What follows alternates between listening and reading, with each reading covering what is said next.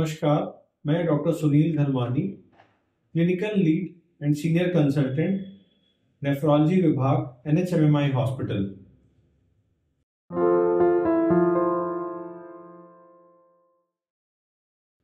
Kidney की बीमारी के लक्षण क्या होते हैं? भूख न लगना, उल्टी जैसा लगना, मन कहीं न लगना, सांस का फूलना, बहुत बढ़ जाए अगर गंदगी शरीर में तो झटके भी आ सकते हैं और मरीज मिर्गी जैसे झटके से प्रेजेंट कर सकता है, या फिर कई बार लेट स्टेज में खुजली लेके प्रेजेंट कर सकता है, और बच्चों में ये हड्डी की बीमारी के साथ भी प्रेजेंट कर सकते हैं पेशेंट्स।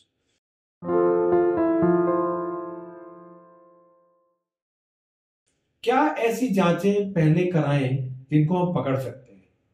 दो सस्ती जांचें हैं। पेशाब की जांच, जिसको हम लोग बोलते हैं यूरिन रूटीन, इसमें हमें प्रोटीन देखना है या कोई पस्सेल तो नहीं, और दूसरी जांच है ब्लड की सीरम क्रिएटिनिन। क्योंकि किडनी यूजुअली जो क्रॉनिक किडनी डिजीज है, लंबे समय की किडनी की तकलीफ, 80% जब किडनी डैमेज हो जाती है तभी लक्षण आते हैं। इसलिए जांचें जरूरी हैं कि हम पहले कराएं, और मैं 30 साल के बाद बोलता हूं कि ये दो जांचें यूजुअली कर लेना चाहिए।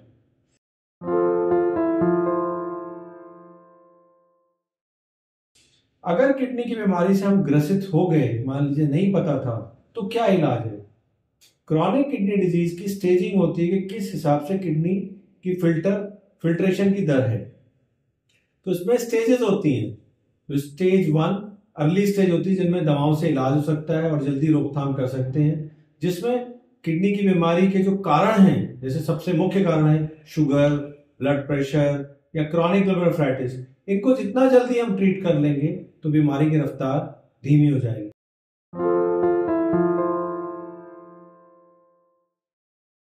मान लीजिए हमने ट्रीटमेंट लेट किया और हम स्टेज 5 में पहुंच गए, जिसमें किडनी की फिल्ट्रेशन की दर कम हो गई, तब क्या इलाज है?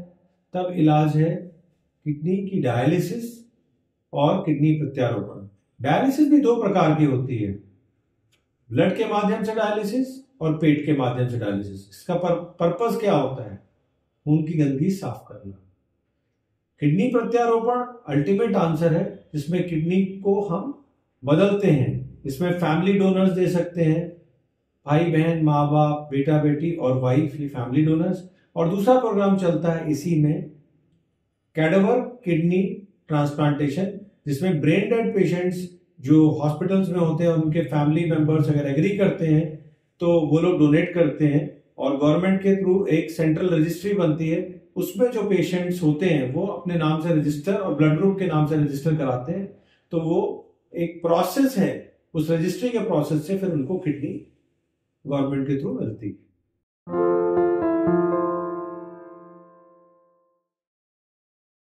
तो अब हम इसको बचाव कैसे करें? डायलिसिस और ट्रांसप्लांट तो हो गया, इसकी नौबत ना आए उसके लिए जागरूकता फैलाना जरूरी है कि अगर हम शुगर या ब्लड प्रेशर से ग्रसित हैं तो उसको शुरू में ही ट्रीट करें और अपनी किडनी की जांच कराएं।